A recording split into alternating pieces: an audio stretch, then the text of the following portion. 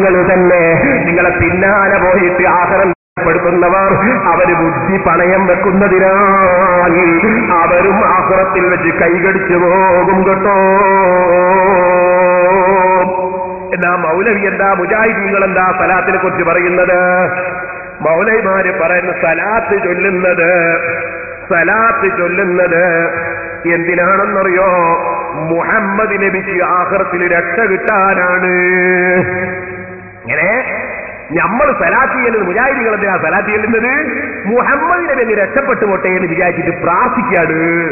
ഓ, മുജാഹിദീങ്ങളെ പ്രാർത്ഥന ഇല്ലെങ്കിൽ നബിന്റെ കാര്യം സങ്കടം തന്നെ കേട്ടോളെ. ഞാൻ വായിച്ചു കേൾപ്പിച്ചില്ല, സ്ക്രീനിൽ വെക്ക് പോലെ അൽമനാറ് വായിച്ചു കേൾപ്പിച്ച മുജാഹിദിന്റെ പത്രം പറയുന്നു, റസൂലിന്റെ പരലോക രക്ഷയ്ക്ക് വേണ്ടിയാണ് അവിടുന്ന് പ്രാർത്ഥിക്കാൻ നമ്മോട് ആവശ്യപ്പെട്ടത്. ഇങ്ങനെ റസൂലിന്റെ പരലോക രക്ഷയ്ക്ക് വേണ്ടിയാണ് അവിടുന്ന് പ്രാർത്ഥിക്കാൻ നമ്മോട് ആവശ്യപ്പെട്ടത്. ആരായി നമ്മള്? മുജാഹിദീങ്ങളോട് നബി പറഞ്ഞത് പരലോകത്ത് രക്ഷിക്കാൻ വേണ്ടി, രക്ഷ കിട്ടാൻ വേണ്ടി പ്രാർത്ഥിക്കണോന്ന് മുജാഹിദീങ്ങളോടെ. കാരണം ഉത്തരം കിട്ടുന്ന ഒരു കൂട്ടരല്ലേ നബി ചോദിച്ചിട്ട് ഉത്തരം കിട്ടിയില്ലെങ്കിലോ?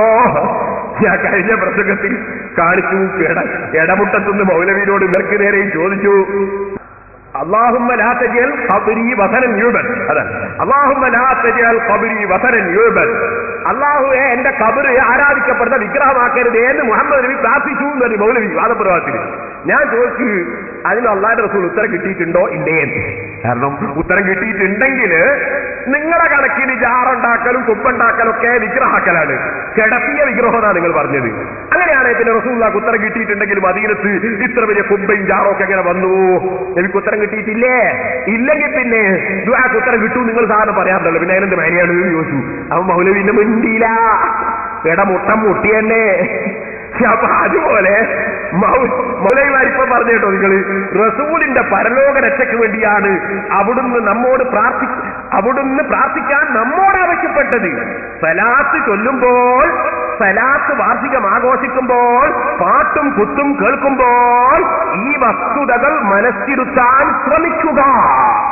നിങ്ങൾ സലാത്ത് ചെയ്യുമ്പോ ഒക്കെ മനസ്സിരുത്തേണ്ടത് എന്താണ്? മുഹമ്മദ് നബിന്റെ രക്ഷക്കാണ് നമ്മളോട് പ്രാർത്ഥിക്കാൻ പറഞ്ഞത്. ഇതാണ് മുജാഹിദിന്റെ അൽമനാറ് 1999 മാർച്ചിൽ എഴുതി വെച്ചത്. ഈ റസൂലുള്ളാഹിന്റെ ആഖിറം രക്ഷപ്പെടുത്താൻ വേണ്ടി ഞങ്ങൾ പ്രാർത്ഥിക്കുകയാണെന്നും അതാണ് സലാത്തെന്നും പറയുന്ന മുജാഹിദ്, നിങ്ങൾ ഇവിടെ വന്നിട്ട് മൗലവിനെ കൊണ്ട് ഞാൻ ഏത്തയിടിച്ചു. നാദാപുരത്ത് വന്ന മൗലവി പറയുന്നു, നബിയുടെ ശഫാഅത്തിന് വേണ്ടിയാണ് സലാത്ത്.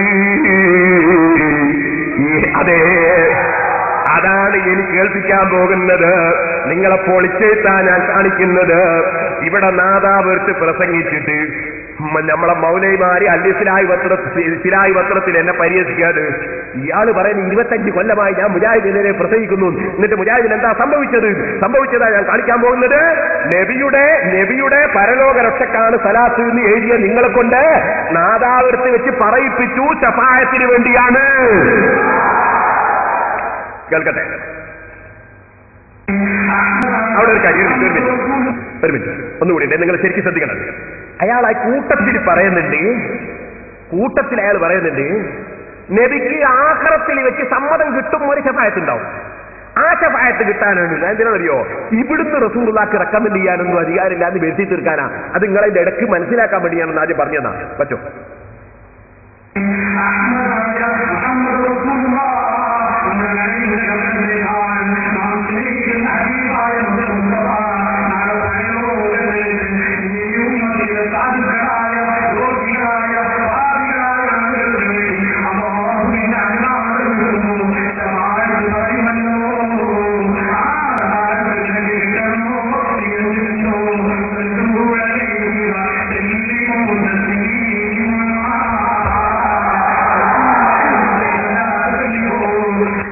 കണ്ടോ?